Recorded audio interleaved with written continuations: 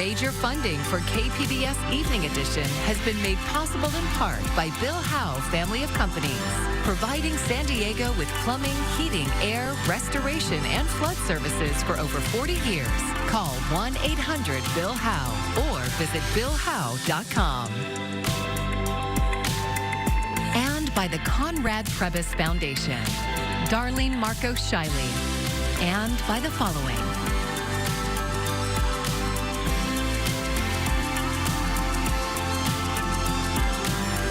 And by viewers like you.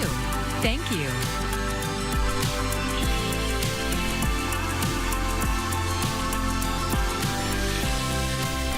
The city of San Diego is countersuing 11 Southcrest property owners hit by last year's devastating flood.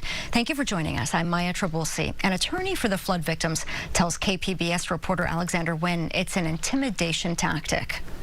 This is a message the city is sending, is that if you come after us, we're coming after you. Evan Walker represents Charles and Patricia Sloan, who own this property on South 41st Street. They are part of the 53 lawsuits against the city over last year's devastating January 22nd flood.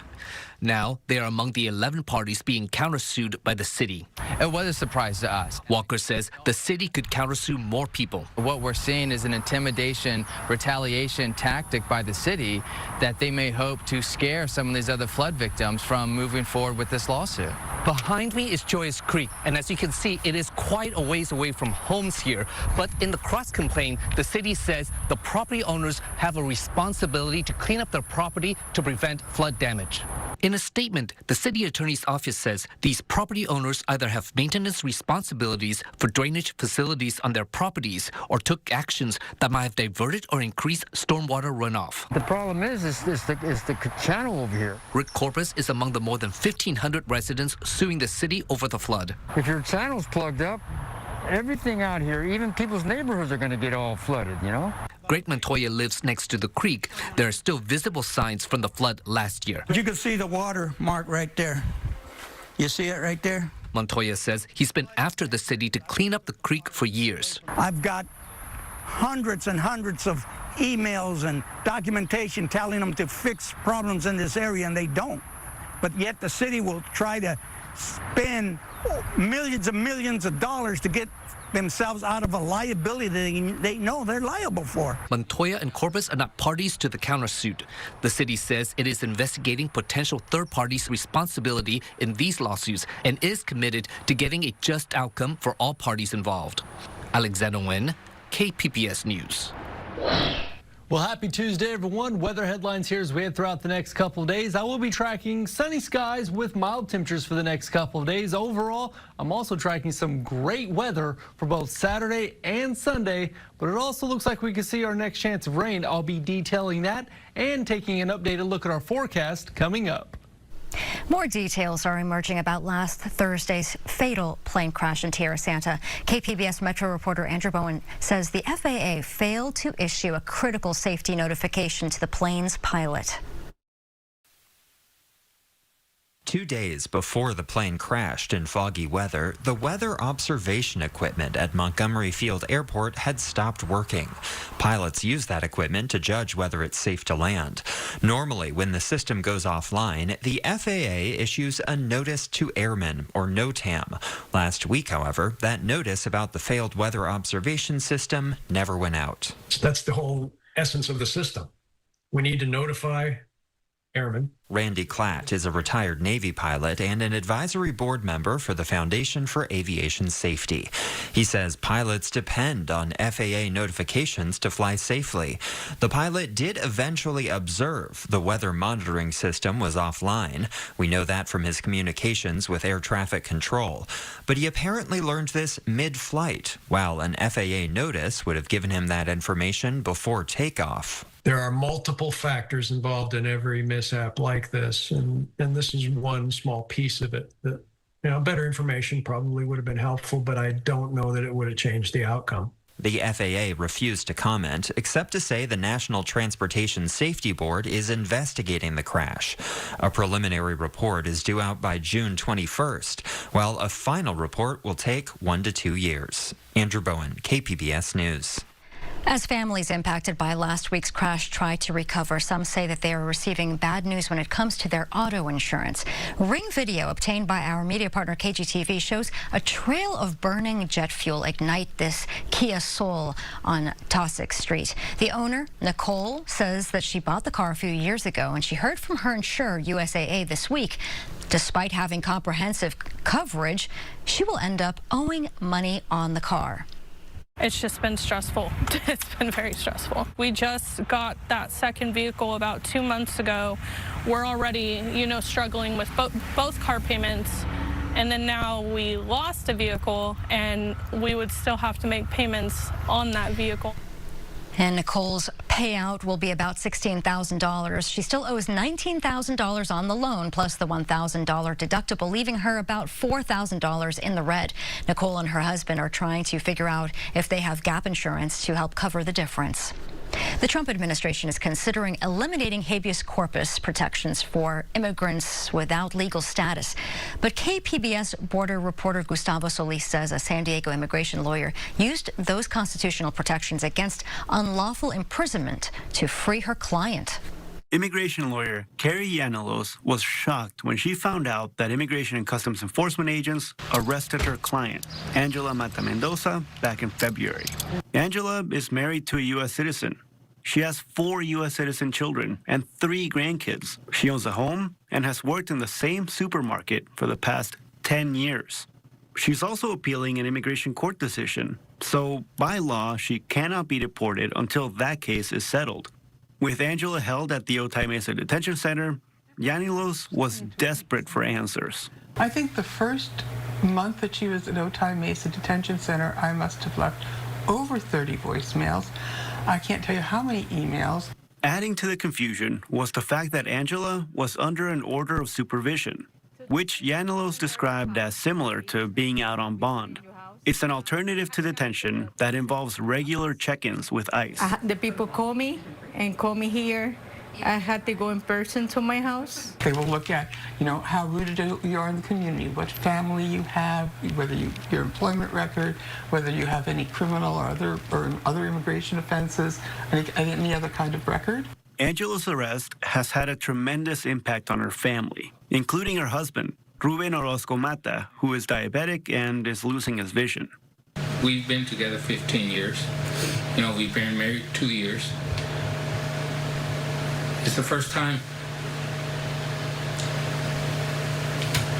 we've been apart.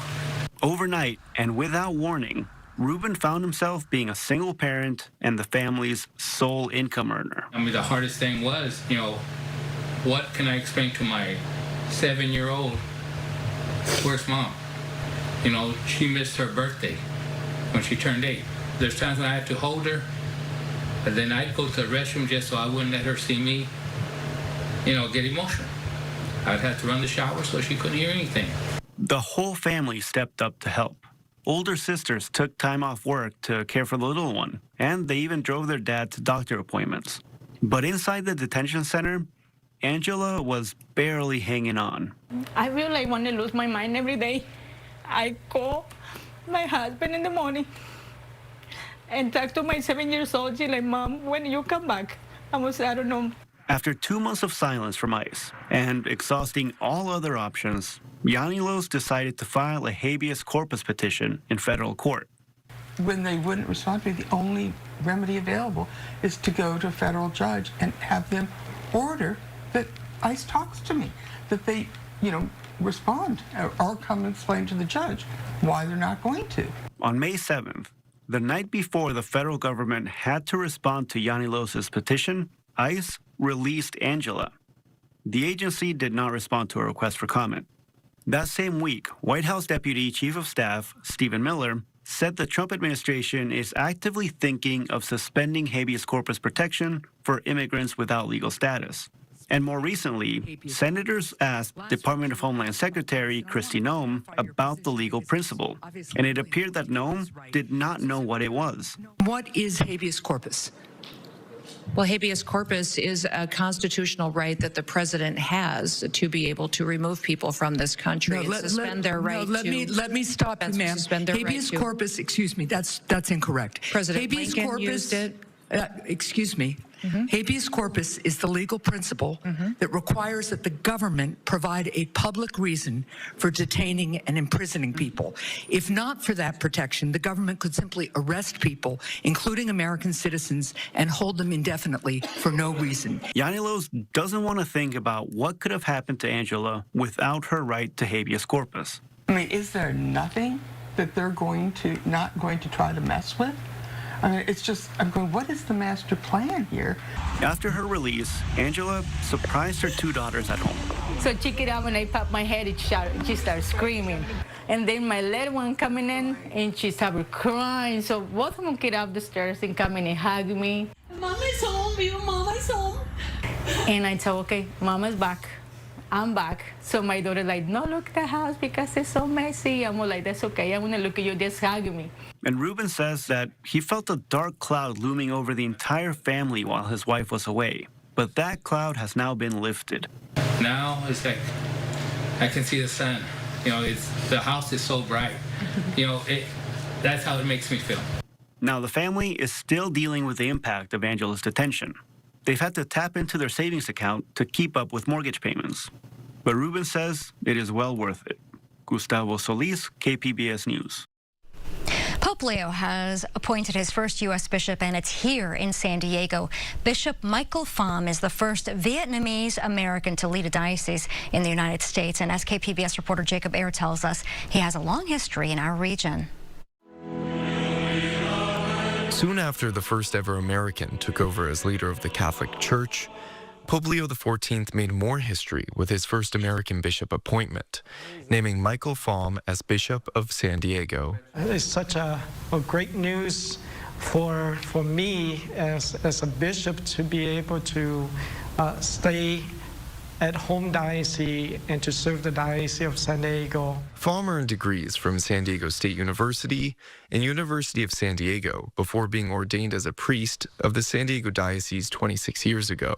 He's also a refugee from Vietnam, making this a landmark appointment in the U.S. I'm Vietnamese American and representing my heritage to the United States, and hopefully as a church we come to recognize multicultural in the country. Like Pham, 20-year-old Phong Tran is a Catholic and Vietnamese American. It really inspires me to now seeing someone of the same culture as me be in such a high status position. It inspires me to do more as a Catholic, and I'm really joyful that he kind of took that call to serve. A few years ago, Pham was pastor at Good Shepherd Church in Mira Mesa, where Tran has long been a parishioner. It's really crazy to me. I've known Bishop Michael for a very, very long time when I was very young, so I've seen him hold lots of masses. I've listened to his homily. Tran says Pham is polite, gentle, and kind, and an influential figure in his life. He has hopes that the new bishop can bring people together from different cultures. It's very, very important to me to have that kind of unity and community, and I feel like this Bishop Michael would definitely find ways to group everyone together and have a great kind of feast. Bishop Pham's appointment comes after the recent departure of San Diego's first Cardinal Robert McElroy, who left earlier this year to lead the Archdiocese of Washington, D.C. Now we continue to implement the vision that he had laid the ground for all of us. The Roman Catholic Diocese of San Diego says they serve around 1.4 million Catholics in San Diego and Imperial counties. Pham's installation mass as the new bishop will be held on July 17th. Jacob Ayer, KPBS News. I'm Amna Navaz. Tonight on the NewsHour, a new system for delivering aid into Gaza gets off to a rocky start. That's coming up at 7 after Evening Edition on KPBS. Big changes are coming for who can receive a COVID-19 vaccine. Today, federal health officials said the vaccine will no longer be recommended for healthy children and for pregnant women. This follows another new vaccine policy announcement from the Food and Drug Administration, changing vaccine eligibility beginning with the new shot this fall. KPBS health reporter Heidi DeMarco says some experts are worried it could put more people at risk. Under the new FDA policy, only people 65 and older or those with listed risk factors will automatically qualify for the fall COVID shot. But healthy people between 6 months and 64 years old won't until more research is done. Dr. Kay Ree with Rady Children's Hospital has concerns. The COVID strain changes every year, sometimes, multiple times a year. And because of that, I think it just behooves us to be a little bit careful about this because we don't know what's going to happen in the future. Ree warns the new policy could weaken herd immunity. It's this idea that if enough people in the community are vaccinated so they don't get the infection, it's going to protect all those and other individuals who may not have, gotten vaccinated or protected. And that, she says, leaves too many people vulnerable. But there is no mention of the potential of getting long COVID from any one of these strains of COVID-19. And so I do think that's something that we do have to consider. Sarah Whitehead's son, Joel, has been battling long COVID for about 3 years. She believes the vaccine played a role. I think that more research needs to be done because Joel was a healthy person and had already had COVID once and been just fine. And if he hadn't gotten the shots, I don't think we would be here in this situation. Whitehead believes her son has a rare condition known as post-vaccine syndrome. Ree says cases like Joel's are exactly why she agrees more research is needed.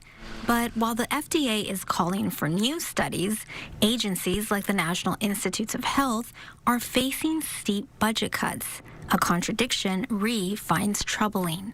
Because if they are wanting to do these studies, in 50 to 64-year-olds, in children, in adolescents, they're going to need to fund the research infrastructure. She says the policy could shut out people who still want the vaccine but don't qualify. If their insurance won't cover it, she's worried it could widen the gap between who can pay for a vaccine out of pocket and who can't. Heidi DeMarco, KPBS News. A special election to determine who will take the San Diego County Board of Supervisors District 1 seat is just over a month away. Registered voters will receive a ballot in the mail in the week of June 2nd. The election takes place on July 1st. If you need more information, you can also check out the KPBS Voter Hub. It has guides on how to cast your ballot, explainers on the candidates, and more. Just go to kpbs.org/voterhub. South Bay Union has zeroed in on a plan to close schools and fix its budget crisis. But as iNews Source reporter Andrea Figueroa Briseño explains, not everyone is in support.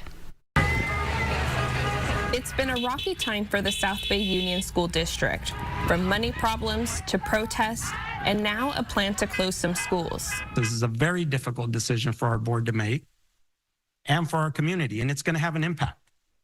It's going to have an impact. There's no two ways about that. Officials are recommending closing 3 Imperial Beach schools, Central, Berry, and Sunny Slope. Hundreds of kids would be shifted around campuses. Enrollment is roughly half of what it was a decade ago. The district also has a budget hole and plans to spend most of its savings. But some worry how the closures will impact students and staff. Every child deserves the opportunity to walk down the street to their public school, to learn and grow in their own community with their own neighbors. Each closure could save the district up to $900,000. Most of the savings would come from staffing cuts. For KPBS, I'm iNews Source reporter Andrea Figueroa Briseño. And iNews Source is an independently funded nonprofit partner of KPBS, and the story is part of our Public Matters partnership. To find out more, you can go to kpbs.org/Public Matters. The San Diego Unified School District is asking for input on a new cell phone policy this week. Many schools in the district already have cell phone restrictions in place, but KPBS education reporter Katie Anastas says this policy would apply to all middle schools and high schools. District leaders say they met with student advisors and parent-teacher associations while drafting the new policy. In middle school, students would not be allowed to use cell phones at all during school hours. Phones would have to be turned off and stored in backpacks or classroom pouches. In high school, students could only use their phones before and after school and during lunch and passing periods. A teacher would need written permission from the principal before allowing students to use them in class. Each classroom would have a phone storage system with assigned slots for students. The district is asking for feedback from students, families, and staff by Friday. The school board plans to review it this summer. The district plans to implement it in August. Katie Anastas, KPBS News. Homeowners and renters across California could soon be getting a bill in the mail from their insurance company. In February, California's insurance commissioner ordered insurers to give the FAIR Plan $1 billion to help pay for the costly Los Angeles County wildfires. Insurance companies are allowed to charge half that amount to their policyholders, and that means homeowners and renters with private insurance are on the hook for $500 million. Our media partner KGTV spoke to an attorney with Consumer Watchdog, which is suing. They expect policyholders to start getting bills in the mail in August. KGTV also spoke to an Escondido homeowner who had to go to the FAIR Plan, which is considered the insurance of last resort. We don't have a choice. I mean, because, mortgage companies, they require insurance. You have to have insurance. So whether it costs $1,000 a year or, $10,000 a year, you have to find a way to do it. A representative with the FAIR Plan told KGTV that the organization doesn't have a role in determining how insurers manage costs once a surcharge is approved by the insurance commissioner.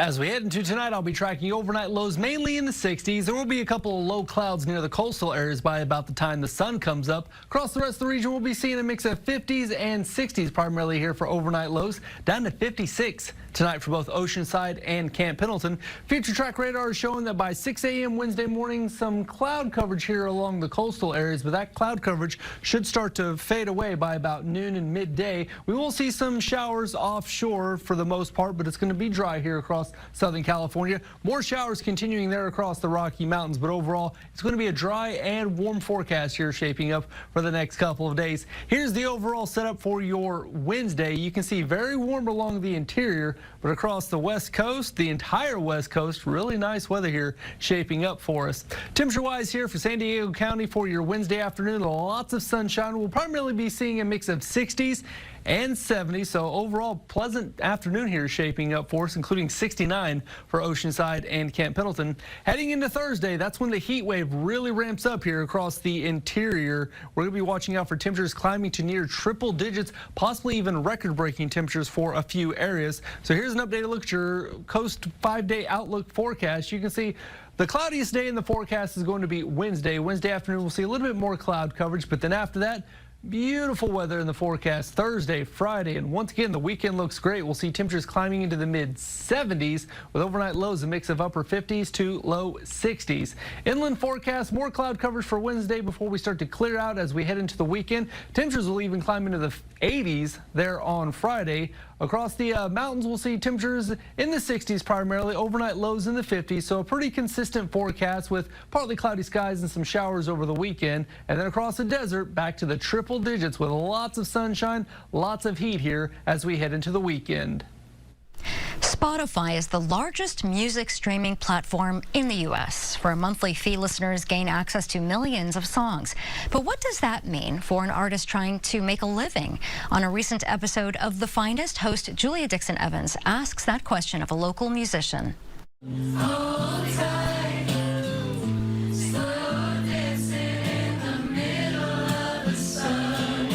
Juliana Zachariou has experienced what many artists dream of, a hit song. Her 2018 track, Subway Song, has racked up more than 5 million streams on Spotify. That's a huge number. So we asked passersby, how much money do you think a musician earns from that? $500,000. Like $700,000? Somewhere around $300,000 to $500,000. $5 million.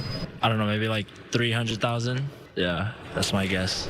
I asked Zachariou to calculate what she earned from Subway Song at a rate of about 0.3 of a cent per stream.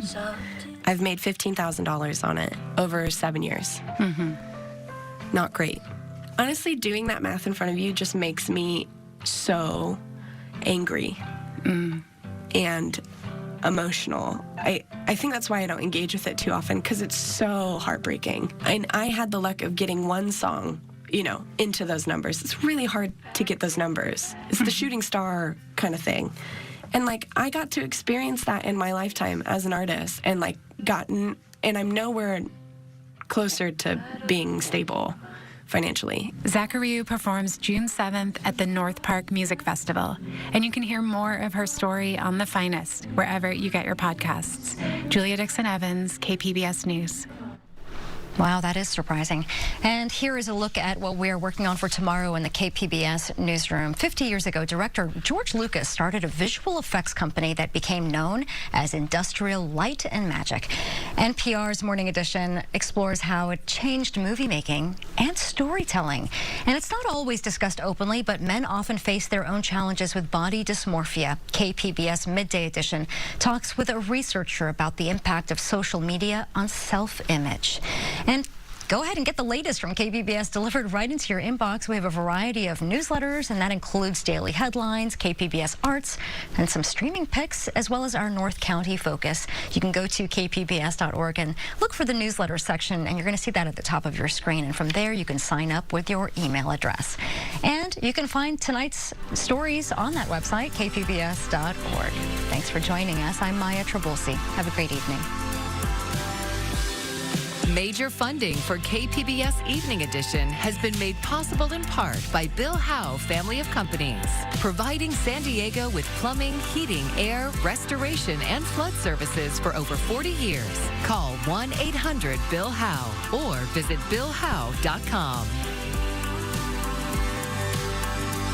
And by the Conrad Prebys Foundation, Darlene Marco Shiley, and by the following: